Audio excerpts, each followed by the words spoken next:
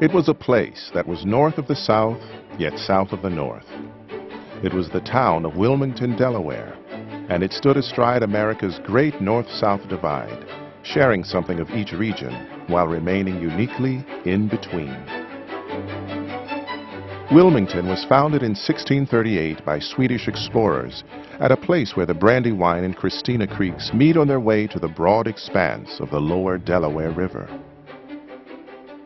Early on, Wilmington's wealth flowed from the dozens of flour mills situated along the banks of the Brandywine and Red Clay Creeks.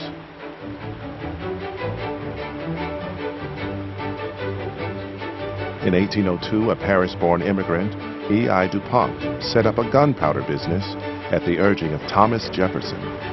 Soon the town became the gunpowder maker to the nation. After the American Civil War, Wilmington's booming industries processed leather, made iron, built ships and railroad cars.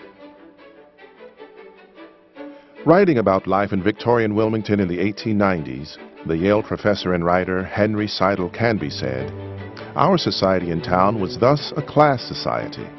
There were the Negroes, and the working people, and us. The Irish dug ditches and carried bricks up the scaffolds, the Greeks in the fruit stands, and the Italians sweating on the embankment. The Negroes were different. We all had Negro waiters in our houses. They sang spirituals while they polished the knives in the pantry. Their wives, who did the washing, helped when we had company. They were part of us, molded to our needs, a powerful element in the easy good humor which ran all round the town. Sometimes a waiter went mean, though not often, yet we were well aware the savage in them was not entirely dead." By the start of the 20th century, America was emerging as the preeminent economic force in the world. Along with the rest of the nation, Wilmington prospered like never before. Wilmington's business leaders felt certain they owed their success to hard work, innovation, virtue, and their strong sense of independence, their ability to stand firmly in between.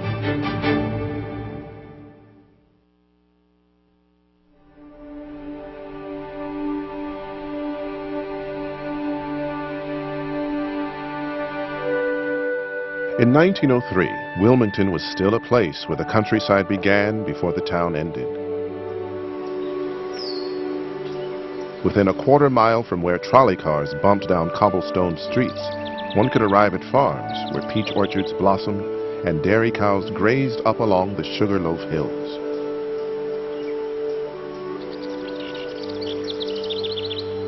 The late spring of 1903 had been unseasonably wet and cold. In town, the ice merchants complained about the lack of business, and in the country the farmers fretted over the planting. Monday, June 15th started off fine, a perfect morning to catch up on the haymaking. Living in a modest house on Center Road were two black sisters, Lucinda Russell and Mary Turner. Confined under a smallpox quarantine, the sisters had little to do but watch the passing scene from their parlor window.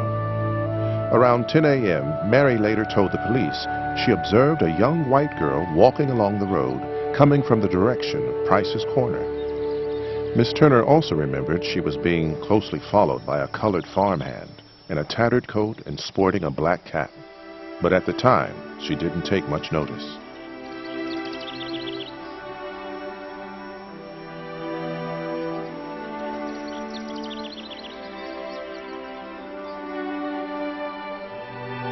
The beautiful spring morning drifted into afternoon to the hum of honeybees and haymaking in the fields.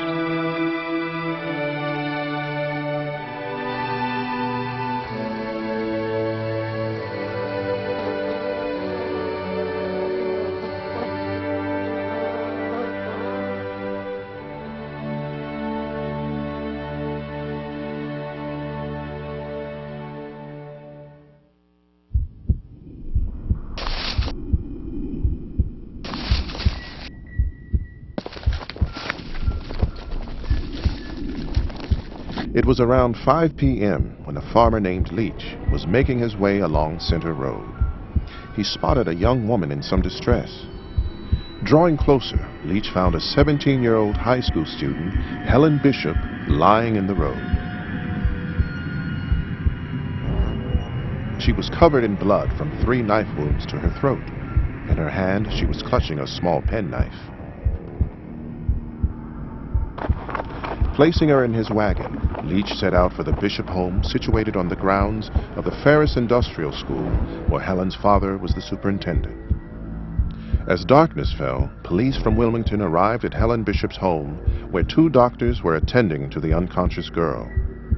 After a brief discussion, the police proceeded to the Edward Woodward farm and there arrested a black farm laborer named George White. That same night, a reporter for the Wilmington Morning News typed the lead story for the morning edition of the newspaper. His headline read, "Fiend assaults young woman." There were details of the crime. In his story, one sentence struck an ominous chord.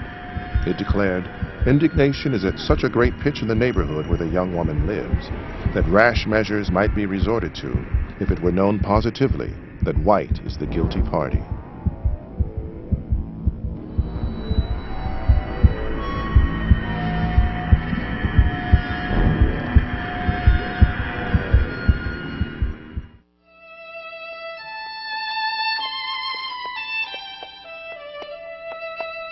It was on Friday, June 19, 1903, when the Reverend Robert A. Elwood, pastor of the Olivet Presbyterian Church, set out for the offices of the Wilmington Morning News.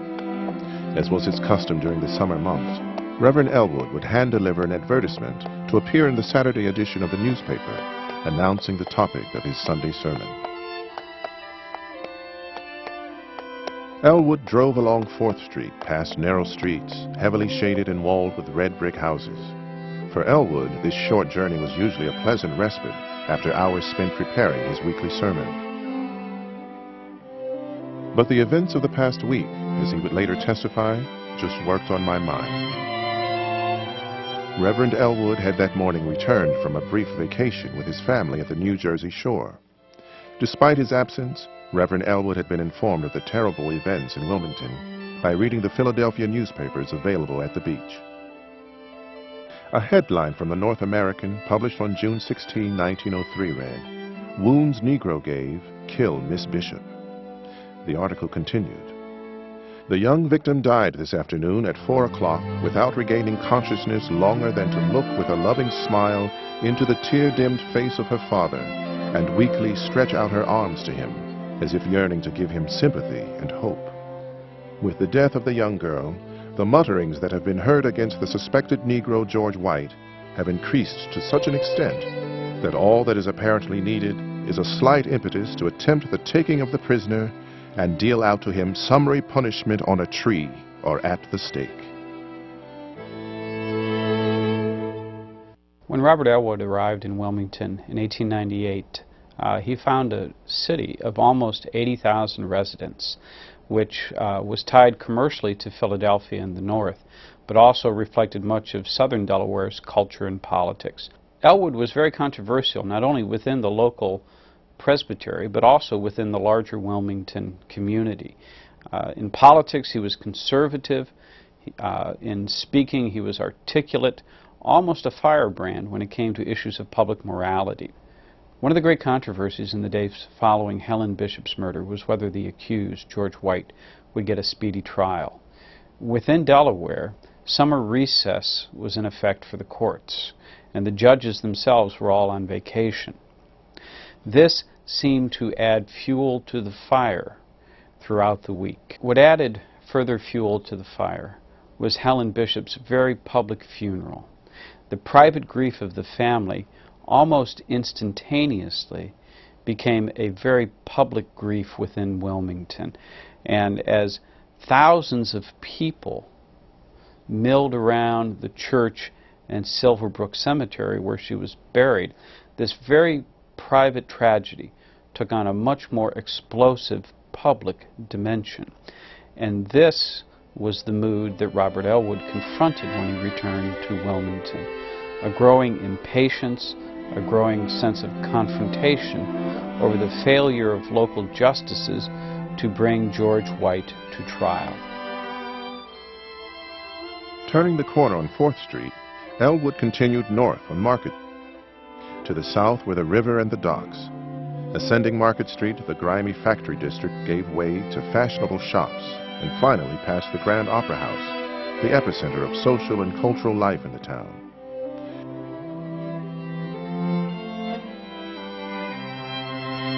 Arriving at the morning news, Reverend Elwood delivered his advertisement and departed. A copy boy dispatched it to the printers, where it was typeset next to ads for shoes and patent medicine. Reverend Elwood's advertisement was brief and to the point. It read, "Should the murderer of Miss Bishop be lynched?" Reverend R.A. Elwood will speak on the above subject tomorrow evening, 7 o'clock, in the open-air church, Olivet Presbyterian, 4th and Broome Streets. In case of storm, in church, 7:30.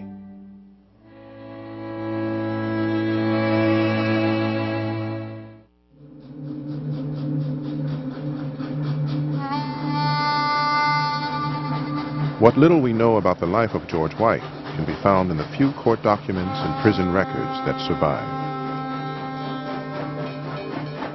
Born in 1875, George White was raised by his grandfather at Eaton Station, a milk stop on a branch of the B&O Railroad just over the Delaware state line in Chester County, Pennsylvania. White never attended school and worked as a farm laborer from an early age.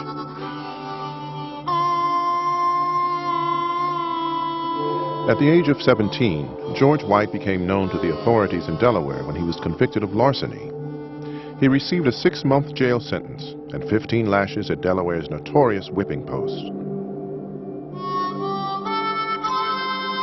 In 1893, at the age of 18, White was arrested, this time in Chester County, Pennsylvania, for a sexual assault upon a 16-year-old African-American girl named Frances Armstrong. In her deposition, Frances Armstrong said, "I was coming from Hockessin Church. When I was nearly home, I heard George White coming behind me. He pushed me down the hill. He choked me and throwed me down and done as he pleased with me." George White pleaded guilty to assault and battery with intent to commit rape and was sentenced to 5 years at Eastern State Penitentiary in Philadelphia.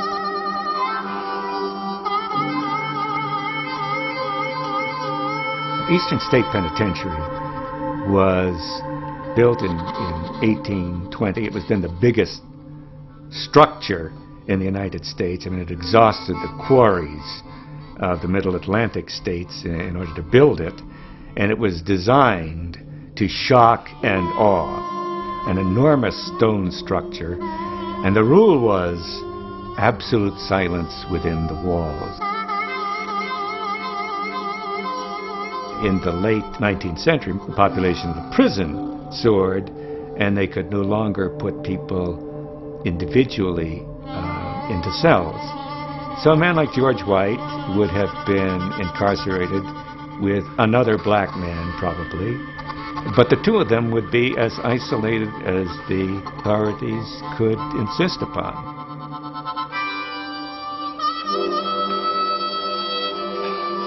Shortly after George White was released from Eastern State, he was working as a farm laborer near Hockessin, Delaware, when he got into a fight over wages with a white farmer named Daniel Quill. George White pleaded not guilty to assault with intent to commit murder. A jury found him guilty, and he was sentenced to 5 years, this time at the Newcastle County Workhouse.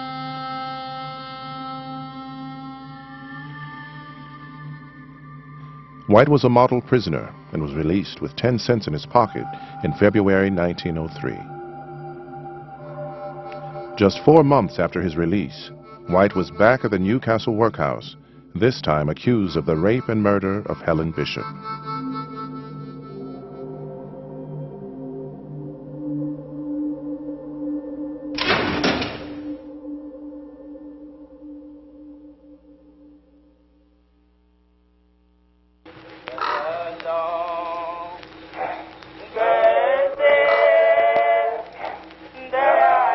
As the North no longer wished to concern itself with the race problem, as it was a Southern problem, it naturally began to accept the propaganda of the white South about conditions of the African American, that rape and crime and unreliability and cultural deprivation were the lot of these people. And because of the dire living conditions increasingly confronted by African Americans, migration north picked up pace.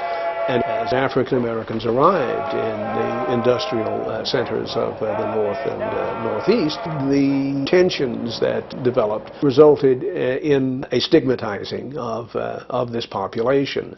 So that both North and South came to view the African American as troublesome, as threatening, as divisive. And there were a number of regrettable urban eruptions, East St. Louis later, but first, I suppose, Springfield, Illinois in 1908, in which the conditions that were typical of the South were now seeming to be becoming typical of the North. A race problem had migrated northward. We usually think of lynching as a Southern phenomenon, and overwhelmingly it was.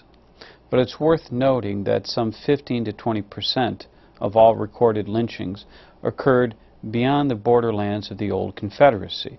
They occurred in the West and increasingly in the northern states.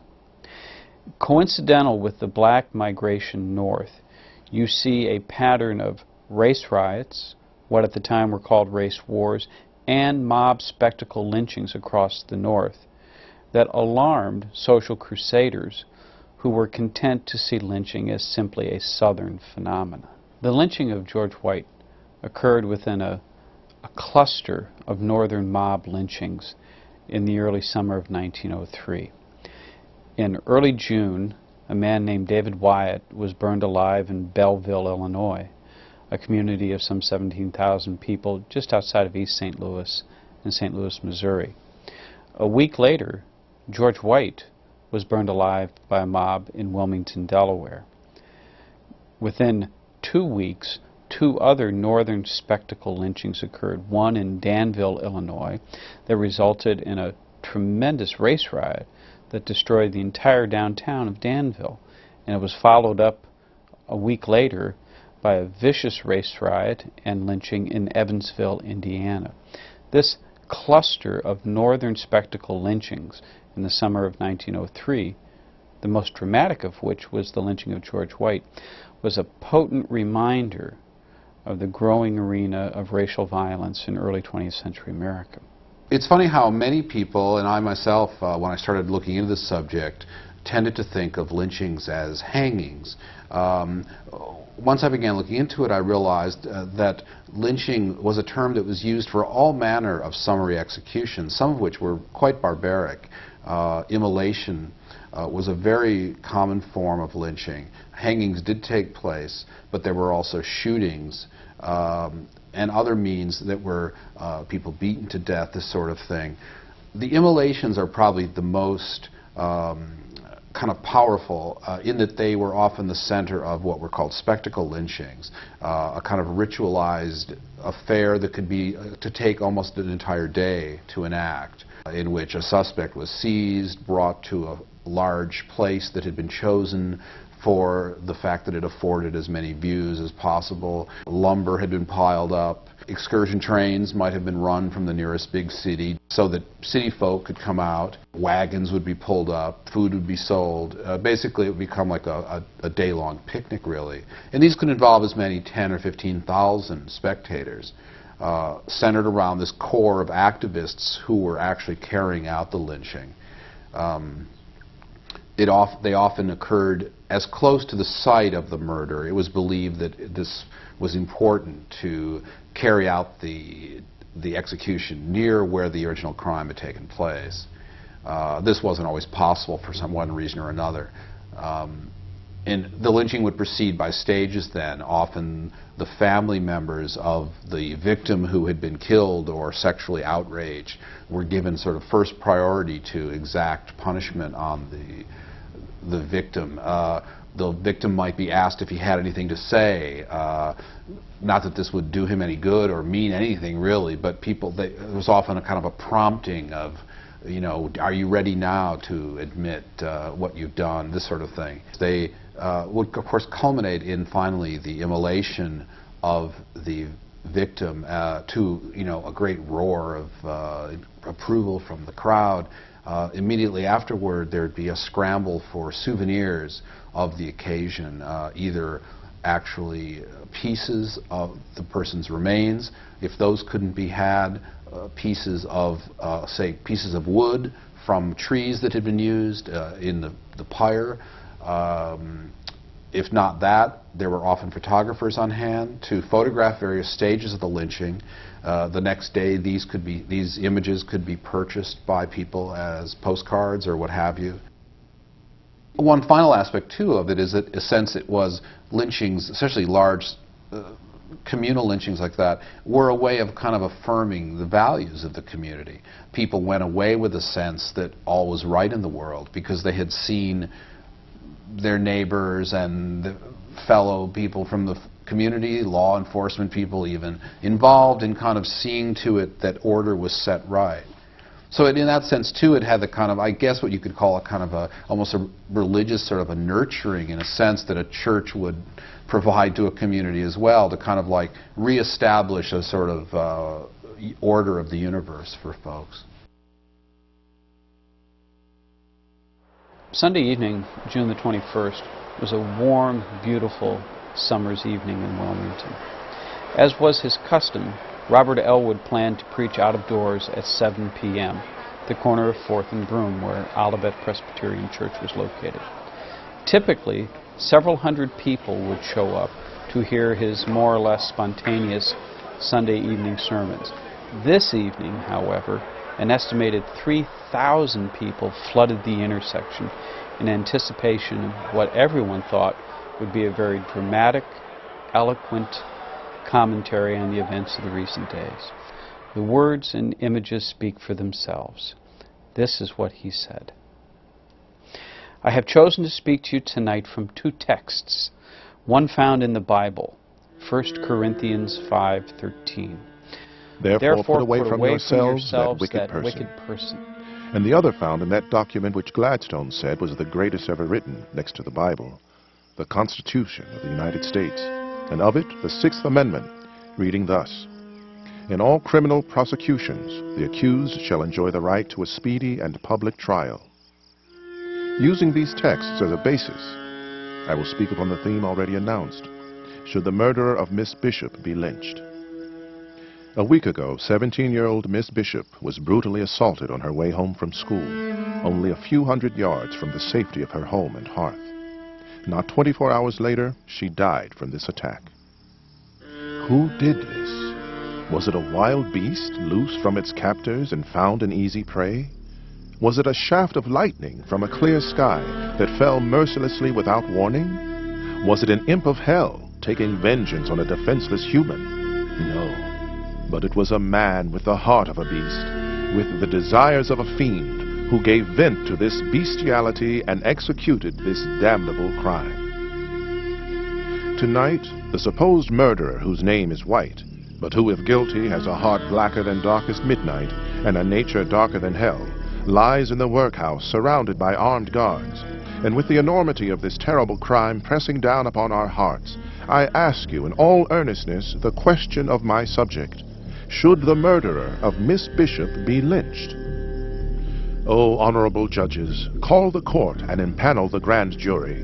Establish a precedent, and the girls of this state, the wives of the homes and the mothers of our fireside, and our beloved sisters will not be sorry, and neither will you. I appeal to you, honorable judges of the court, to reverse your decision and to give a speedy trial to this accused murderer. And honorable judges, if you do not hear and heed these appeals, and that prisoner should be taken out and lynched, then let me say to you, with the realization of the responsibility of my words, even as Nathan said to King David of old, after his soldiers had killed Uriah, "Thou art the man." So I would say to you, the responsibility would be yours for delaying the execution of the law.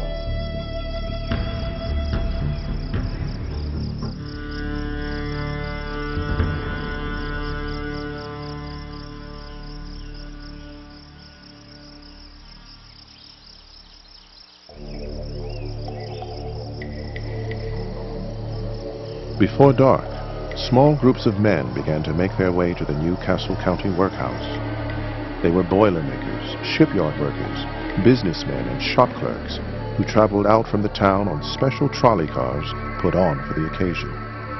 They were met by local farmers, millers, and blacksmiths, many of whom were carrying guns. Inside the workhouse, the warden, William Meserve, and 17 deputies were preparing to resist the mob. Armed with rifles, they nervously waited and watched as the setting sun drew long shadows across the gathering throng.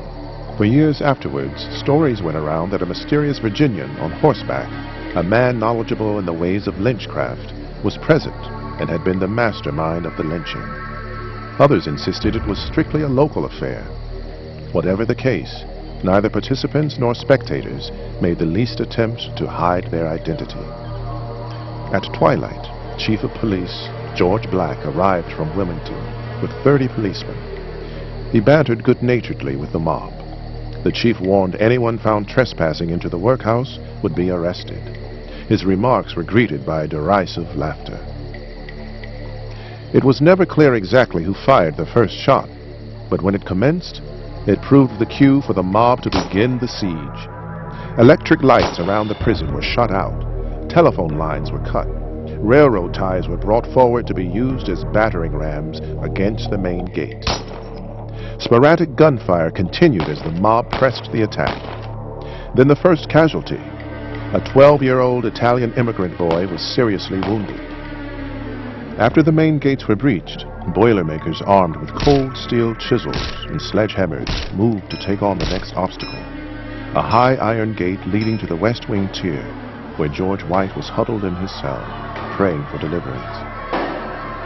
Meanwhile, the authorities, who had resolved to turn back the mob at any cost, had a change of heart when it was learned that quarriers in the mob had large amounts of dynamite and were preparing to use it to blow up the prison. Thus the authorities decided not to resist and were left to stand and watch as rage and revenge met bars of iron and steel as the mob grew ever closer to George White. Even without resistance, it took approximately 90 minutes for the lynch mob to arrive at cell 13. As the final barrier fell, George White fought desperately for his life before he was taken from his cell and delivered to the thousands who were waiting outside. Some say the mob sang Marching Through Georgia as they conveyed George White up Center Road. News accounts reported that George White was tortured before he was said to have made a full confession to the rape and murder of Helen Bishop. It was also reported that White said, "You wouldn't do this if I were a white man." The lynching occurred in the field owned by William Armstrong, where the assault on Helen Bishop had occurred. It was now around 1:30 a.m., and upwards of 5,000 people had gathered. Here is how Wilmington's every evening newspaper reported what happened. A strong rope was then brought, and the Negro was wrapped in its coils from shoulders to feet, his mouth working while this was going on, and he seemed to be trying to finish his statement. The Negro was dragged closer to the stake, and someone applied the torch. He was held erect by one of the lynchers until his clothes were burning fairly, when he was pushed into the fire. He rolled about, and his contortions were terrible, but he made no sound. Suddenly, the ropes on his legs parted, and he sprang from the fire and started to run. A man struck him in the head, and willing hands threw him again into the flames. When the Negro had ceased to show any signs of life, his body was placed on its back, and fuel was piled up it, until a roaring fire was soon consuming the body.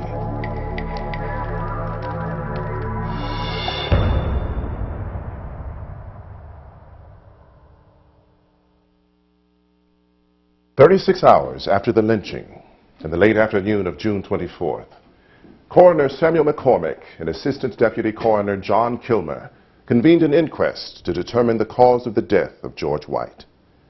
To accommodate the throng of spectators and reporters, the proceedings were moved to a cabinet-making shop located immediately above the city morgue.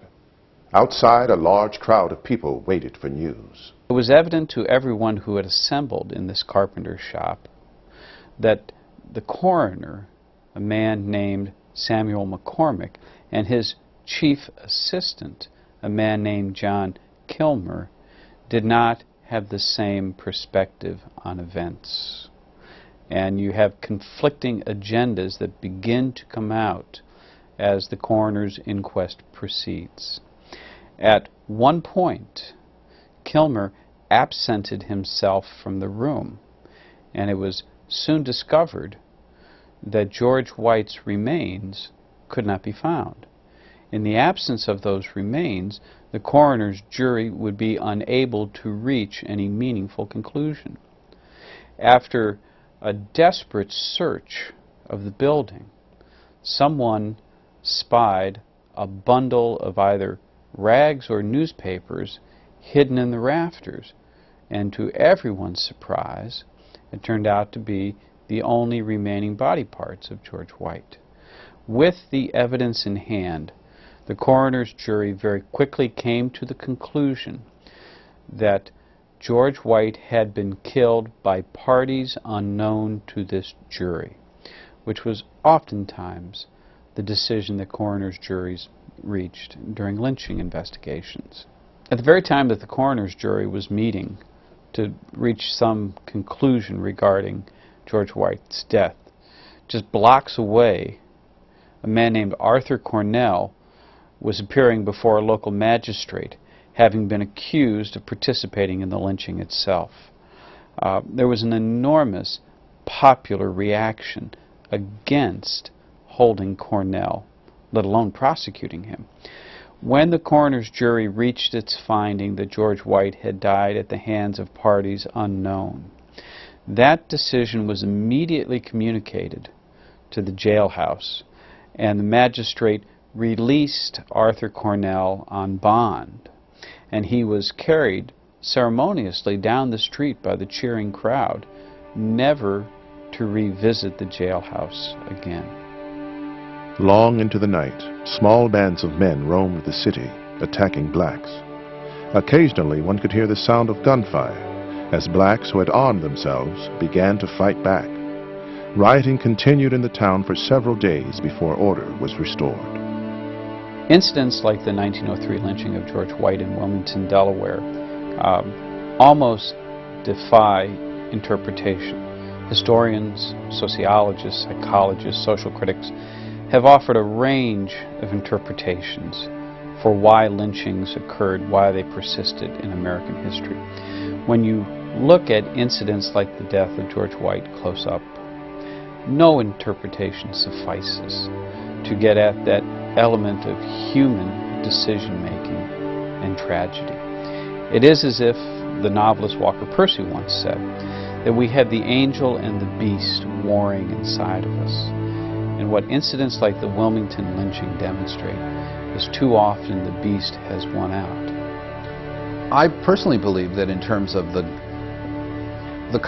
there is a kind of national ownership of this issue. In other words, even though, yes, of course, people in Georgia have a different connection to it than people in Maine or New Hampshire, but it's more a question of if, as a country, we're all going to move forward, we all have to everyone has to sort of admit or concede their part in it. If not so much for what happened in the past, then for what's going to happen in the future.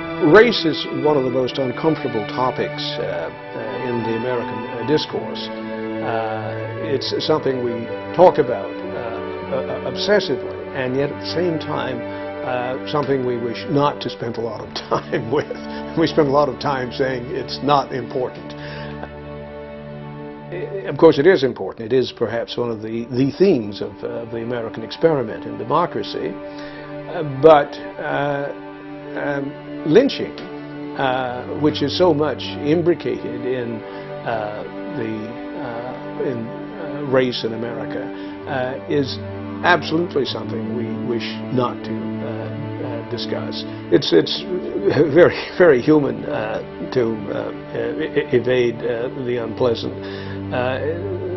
the belief is that if we're bullish about the future, about the coming together of people, then that will happen.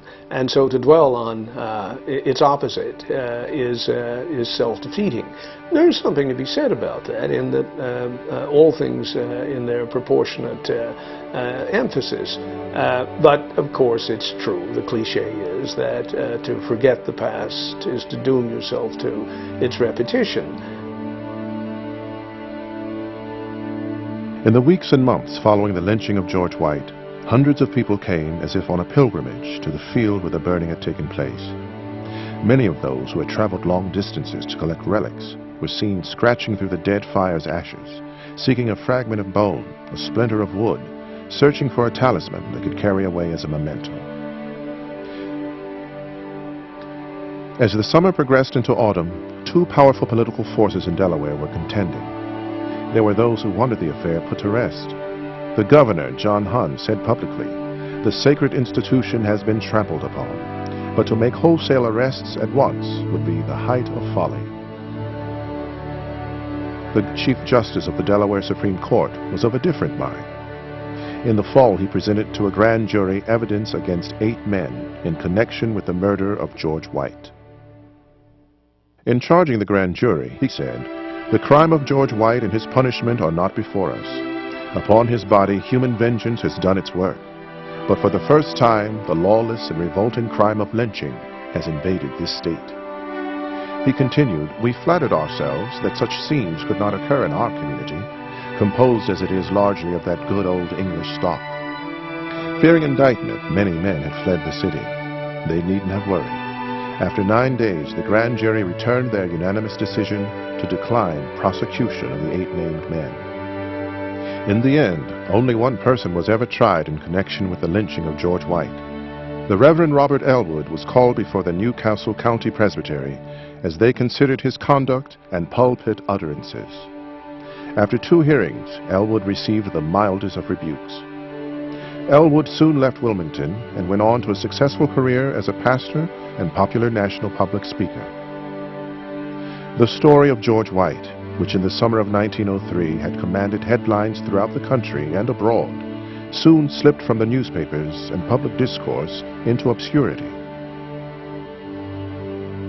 In the same year as the lynching of George White, a book by a young African-American sociologist named W.E.B. Du Bois was published. The Souls of Black Folks would become one of the seminal works written about race relations in America.